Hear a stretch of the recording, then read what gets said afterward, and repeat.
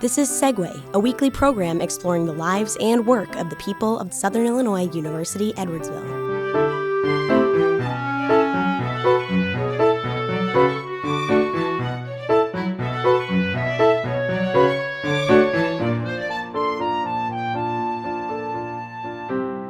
Hello, and welcome to another edition of Segue, the show that allows us to talk about issues and ideas here on the campus of Southern Illinois University Edwardsville. I'm Kevin Leonard, the Dean of the College of Arts and Sciences, and I'm very pleased to be here today with Kevin Wathen, Director of Military and Veteran Services at SIUE. Kevin earned a bachelor's degree in psychology in 2000 and a Master of Public Administration degree in 2011, both from SIUE. During that time, he spent 8 years in the United States Army National Guard. He then joined SIUE as a Human Resources Associate in 2009 and moved into a Business Manager and Director of Veteran Services role in 2011. In 2019, Kevin was named Director of Military and Veteran Services. Welcome to Segue, Kevin. Thank you very much, and thank you for having me today. Well, let's begin by having you tell us a little bit more about yourself. How did you become interested in working in higher education? Okay, yeah. So it kind of goes back little ways, because I know you're going to ask me a little bit about the military career, but I want to start by talking about being a first-generation college student in high school. And my dad's always said, you know, you're going to go to college. I didn't take advantage of my opportunity, and I want you to take advantage. Well, unfortunately, around my junior year, that he added a phrase to that. I want you to go to college, and you're going to have to figure out how you're going to pay for it. So I remembered, and this is what's kind of funny, I remembered at that point, junior year in high school, that during study hall one time, the National Guard came and they put all of the guns, the ammunition, they had everything in there. I can't imagine them being able to do that in this day and age. And they were handing out pamphlets. Well, I remember I took a pamphlet and I threw it in a drawer. And after Dad told me that day, I went and I grabbed it and opened it up, and it said 100% tuition paid. So I made the phone call, and the very next day, the recruiter was at my house and we were signing paperwork at the coffee table. And so higher education was always something that my dad preached, and I was hoping, and I'd always was going to do it. But I also was one of those kids that didn't want to go in debt. So my grandpa was in the Marines, but other than that, I didn't really have much exposure to the military at the time. Coming to Edwardsville, SIUE, National Guard member at the time, I used my benefits at SIUE, and during that time, there wasn't really, there wasn't a veterans office. There was somebody in the registrar's office that you could go to get your benefits processed, but there wasn't really any assistance at the time, or clubs or anything of that nature. So, and then while I was going to school at SIUE, this is kind of just furthering my connection with the military. I met my wife here. She was in the Air Force ROTC program, and she commissioned after we graduated, and so she was active duty while I was guard. So I got to be in, but also a dependent. And then once we got out of, when I say we, once she got out of the military, we moved back to the area, and I started working at SIUE. So to answer, I'm sorry, that was a long answer to your question of how we got to this point, and that was really. One day I was in a meeting and somebody said, there's a new law saying that we have to have somebody on campus that's designated as the veterans point of contact. And it had been in place for a little while, but I'm not sure. I mean, like I said, I can't even remember how it came up. And I said, well, who is ours? Who's our contact? And the person who was designated was Jim Klinke, Dr. Klinke, if you remember him. He was the Dean of Students at the time, and this was 2011.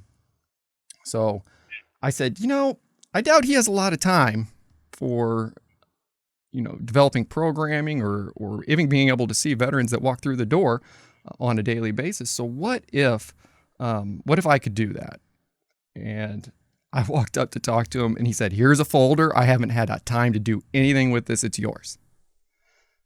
So Wow. that's how it all began. Well, that's a great story, and thank you for taking the time to weave that together for us. So at the time when you became Director of Veteran Services in 2011, were you working in HR at that point, in human resources?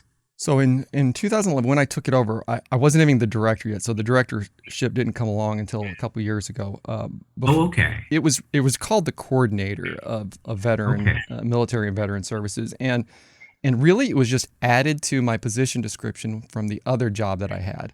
So the other job at the time was I was the business manager in enrollment management. So I took care of all of the budget and human resources for the registrar, admissions office, advising, all of those offices that are under the umbrella of enrollment management. Oh, I see. Okay. Oh, wow. And I'm just, this is very intriguing for me because I'm used to the what I see as a very visible role for military and veteran services on the campus right now, but I'm now understanding that that's a relatively recent development that we have a complete center. It is. It's very recent, and I mean, when I started. The first time I got the list of all of our military connected folks, and I sent out an email saying, I'm here. Here's the kind of things that I can do for you. It was like exposing a wound that had been there for a long time, because all of a sudden I had lines out the door almost on a daily basis. And you can ask my old boss, he's my current boss, but the boss at the time was Scott Bellabradick. Uh-huh. And he would say, "Are you still getting your other job done?" Because it seems impossible when you have a line out the door of people coming in to ask you questions and, and processing their benefits and all of that. So it was definitely an interesting time. And I did both of those jobs for, 7 or 8 years. And of course it started off slow, but then I just kept adding more programs, more things that we did. And then the thing that really helped me out in the ability to do both jobs was the work study program provided through the VA. So I'm sure most people listening don't know what that is, but if a student is on a GI Bill, they can work with our office, and they can only work with veterans, and it's paid by the VA. So now that was a program I had to get approved for. I went through the whole process. We're approved for it now. But at the time, I hired four veterans and one dependent, because one of the dependents was actually on their parents' GI Bill, and they became my staff at that time. Oh, wow. That's even more remarkable. So you're able to build this staff through a work study program, which actually is great. I mean, I know it's really important for students who are veterans or for members of military families to be able to go and talk to veterans or people who are really familiar with the military experience. And so that's, but it's still kind of remarkable that I'm still processing the fact that this is a relatively recent development, and it seems as if it's really kind of grown with a lot of hard work and dedication on your part, and I'm sure on the part of the student workers and other people who volunteered. I can give you a good example of how new this was and how fresh. There are these education fairs, that you can go to, and you put up tables. And so Lewis and Clark and SWCC and Irving Scott Air Force Base, they have these education fairs where, the schools will go there, and they're there for veterans. So I set up my table. I don't have a tablecloth. I look around, and they all have brochures that are printed off. They're all nice brochures, and with military people on them, and their college name and all the different things that they do in their office. And I have some printouts that I printed out and a laptop, and I walked around and picked things up off all the tables. I'm like, we are going to get here someday. But really, that is how new we were when it comes to taking care of more care of our military connected. And I say that, and I say more because we were considered, military friendly. And I know that's something that you may ask about, but the reason why we was because in general, SIUE takes care of their students extremely well. And we were taking care of our veterans here when it came to the paperwork and doing it all. The thing that we weren't doing was we weren't being proactive with their benefits. And we weren't able to eliminate kind of the anxiety that comes with going to college with a whole slew of benefits that you have no idea how to apply for, no idea how to get them, what the process is at the school to get them applied there. And that's really what we do. So our office and the mission of our office is to eliminate the roadblocks to their educational path. And sometimes the roadblock is as simple as being anxious about making the first phone call. And if they see that we have a designated spot, a designated office, and they so they see our military and veteran services at different areas, it's much easier for them to make that first call. And I can't tell you how many times I'm about to get off the phone with a veteran, and they're like, I feel so much better, Yeah. And how many veterans were walking away prior to this? And that's always my big hurt. Like how many of them were like, you know what? I don't know what to do. Forget this. I'll go do something else. Yeah. So that's absolutely great to hear you say that, because I know that it's really important to provide the kind of support for veterans, many of whom are first generation students. They're not used to how colleges and universities operate, and there as you note, there are a lot of forms that have to be filled out. There's a lot of rules that have to be followed in order for you to maximize your benefits under the GI Bill or other legislation. So that's really just important. Going to school in general. I mean, forget about adding the veteran component. Our students have a lot. Our traditional students have a lot. If you sit there and explain the admission process, the financial aid application process, maybe they have transfer credits, the transfer process. It is a lot of things to do. Yeah. And then now all of a sudden I'm adding in all of the complications that come with receiving your state benefits for veterans, and also your federal benefits. So oftentimes whenever I talk to a vet, I say, listen, I'm going to give you a little bit of homework. And then when you complete these steps, give me a call and we'll talk about the next bit of homework, because I don't want to overwhelm you with, here are the 5,000 things that you need to do. Yeah. No, that sounds like a great approach. Break it down, because I think that's a really important point, that students do have to keep track of a lot of different things, and it's not easy, and there's a lot of if you miss deadlines or if you don't complete a form the correct way, it can be very costly. Are there other services that the Office of Military and Veteran Services offers?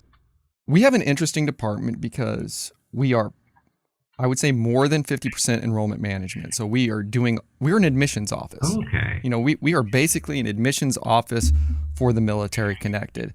We do tours out of our office, just like admissions does. But the neat thing about those tours is they are given by a veteran. So they automatically get that connection when they get here.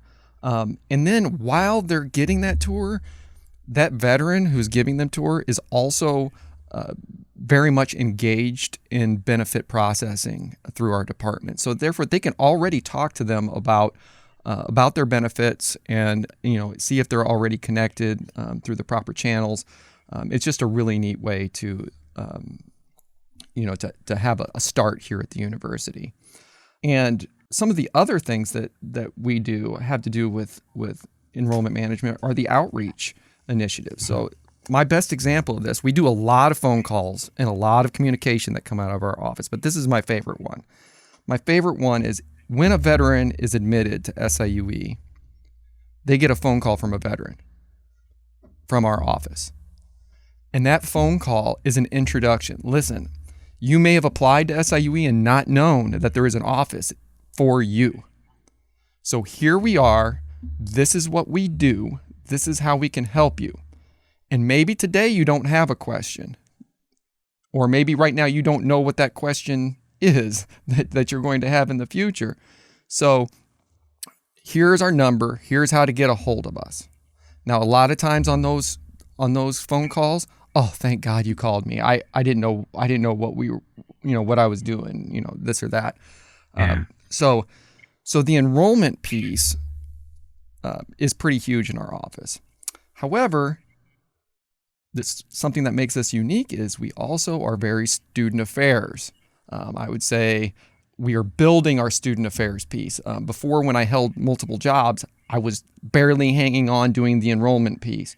But now with the addition of an assistant director in our office who works on events and programming, we have moved on to adding more kinds of those student affairs pieces. So we do have, every spring we do a climate survey of our students, and we try to find out what is it that we're doing right, what is it that we're doing wrong, what would you like to see next, and we really use that to gauge where we're going to go for the year. So some of the things that have come out of that are we have our veteran groups. So we have affinity groups that meet every month, and it's important to talk about that because when you talk about the veteran population, it is a part of diversity and inclusion because veterans are a diverse, protected group. However, it's diversity within diversity. We have, and when I talk about those groups, we have groups for veterans of color. We have groups for women veterans, for disabled veterans, for LGBTQ veterans.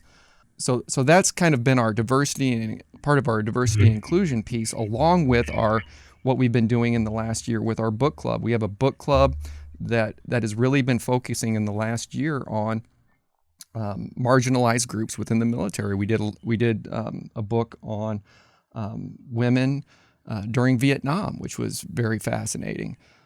So that's a piece that we're doing. We're also doing panels. So when I talk about panels, we had whenever we pulled out of Afghanistan, obviously that was a big topic. And a lot of students didn't know how to feel about it. A lot of them had feelings about it.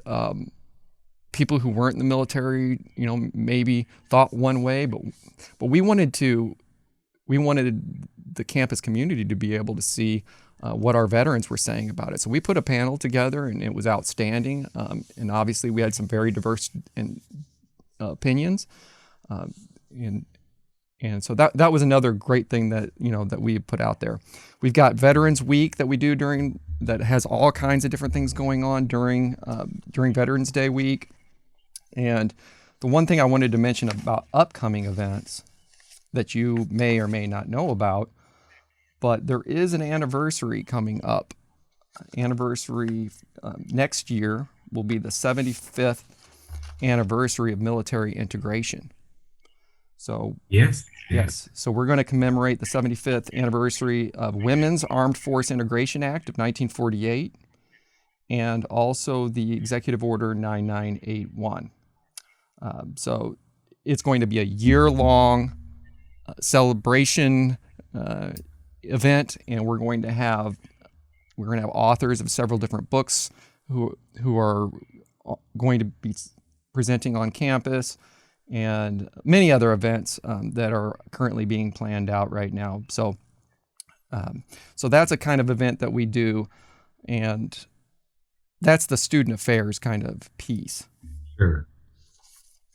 Well, that sounds really great. Now, I'm intrigued because I'm going to ask about the fact that the Military and Veteran Resource Center in the Morris University Center opened in spring of 2021. Mm-hmm. But where were you housed before that center opened? For those of you that are familiar with SIUE, the Rendleman building on the first floor, where the service center is, where people get their IDs, used to have a little satellite bursar window. It looks like a little bank window, a little roll-up window, almost like you see in a mall whenever the store closes. And that was where my work-study students sat for the first, I guess, 5-6 years after I got them. So we didn't really have a space. I put in a request multiple times for a space, but things kept happening. We had the budget impasse in Illinois, which stopped whatever I put in dead cold. And then after that, Dr. Pembroke, when he became chancellor, I kind of rolled it back up through him again, and there were a lot of, my first proposal got denied, second one finally got accepted. It's like anything else around here. If you really want something, you gotta keep pushing for it. Yes, yeah. But ultimately, what we wanted was something like a USO, and I'm not sure if you're familiar with USOs, like in the airport, sure. Somewhere where veterans could go be themselves, and also connect with one another. I think I kept putting that in there. I wanted, our veterans on campus didn't know each other. They would, you can recognize each other sometimes in class, something like that. But to really be able to see each other and feel like there were plenty of people here on campus that were just like you, and because of all of the non-traditional type attributes of a veteran, right? Most of the time they're old, they're a little bit older than the traditional student. Mm-hmm. They have a lot more life experience typically, than a college student. Many times they've been out of school for a very long time, so that all of these things create anxieties and different pressures on them. But when they come in, they get to talk to other people that are like them. It really changes the entire dynamic. Yeah, no, I think that's really great. And every time I walk by the Military and Veteran Resource Center in the MUC, I'm reminded of how important that having that space is. There's always someone there. There are people in there talking. I often will see Talisha talking to somebody in there as well. So I think it's great to have that space. Now, in both 2021 and 2022, SIUE has been recognized as a military-friendly school. And what does this mean to you to have the school recognized in that way? Well, obviously, I think it's important because a lot of service members think it's important. They'll be like, well, you guys are a military school, or, whenever they're in the military, they're told, look for military-friendly schools. I don't necessarily need that designation to know that we're military friendly. I know that we are, but it is nice to be recognized, obviously, by an external entity. And what they ask for, because I'm the one who gets to do the 1,000-page survey for that every year, they ask questions that are that try to separate those that are truly friendly and those that are just really trying to get enrollment numbers from veterans. And, for instance, we have no application fee for veterans. We have priority registration for all of our veterans. We've got a military tuition rate for our veterans. And then I also have to put in there, what are the retention rates? Are they, are they coming here and staying here and graduating? So there's a lot of metrics that I have to follow. And yes, it is important. We actually moved to gold status this year, which I thought was neat, which means we're in like the top 10% of what we do for veterans. So I do think it's important because other people put importance on it. But like I said, you could take it away from me, and I know that we're military friendly. Yeah. Well, that's really great to hear. I think it is important for veterans to know when they're considering where to go to school, if they can look and see, oh, well, this school has been recognized as military friendly. So tell us about the Green Zone program.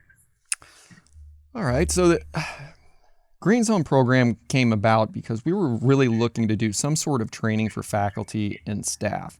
And that training was supposed to be for just basic knowledge about our military. I mean, when I say basic, I mean, we talk about up front what the ranks are, and then what branches we have. But then we get into the meat of it, which is,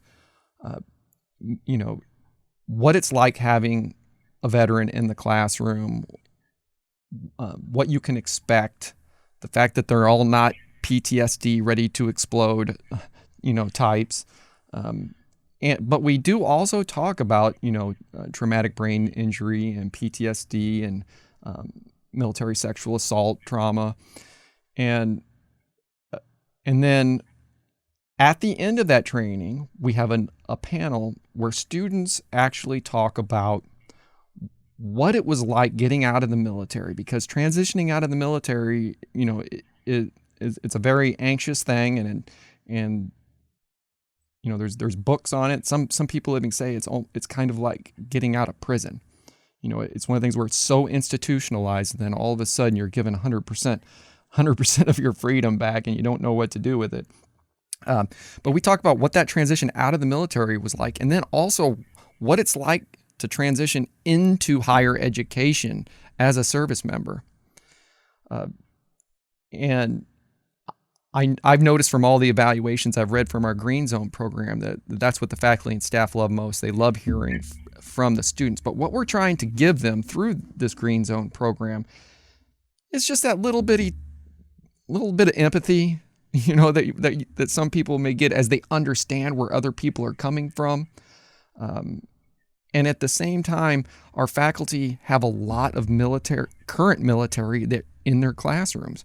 We have over 150 National Guard that are in these classrooms, and they have to know that there are certain things that are out of their control.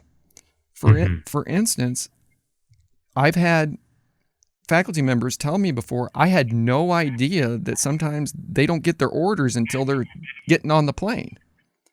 Because they'll say, well, if you're leaving, I need a copy of your orders. Well, it's not like that you get those right up front, So it's really just trying to bridge a little bit of understanding between the two populations. And we plan on, actually, there are plans in the future to create more modules of the Green Zone training that get a little bit deeper into specific topics. Well, that's great. I look forward to it. I just want to echo, when I did go through the Green Zone program, that student panel was really very powerful. It was so informative, so meaningful for me to hear from student veterans themselves about their experiences. So I think it's a great program. It helps to increase awareness of the range of experiences among the veterans and military families on campus. So thank you for doing that. And I wanted to also thank you for being my guest and for the great work that you do in military and veteran services. So thank you for joining me today to talk about your experiences, your work here at SIUE and the Office of Military and Veteran Services. I look forward to hearing more about the office and your experiences there in the future. And for our listeners, thank you for joining us. Stay safe and take care. This has been Segue, a production of the Department of Mass Communications at Southern Illinois University Edwardsville. All rights reserved.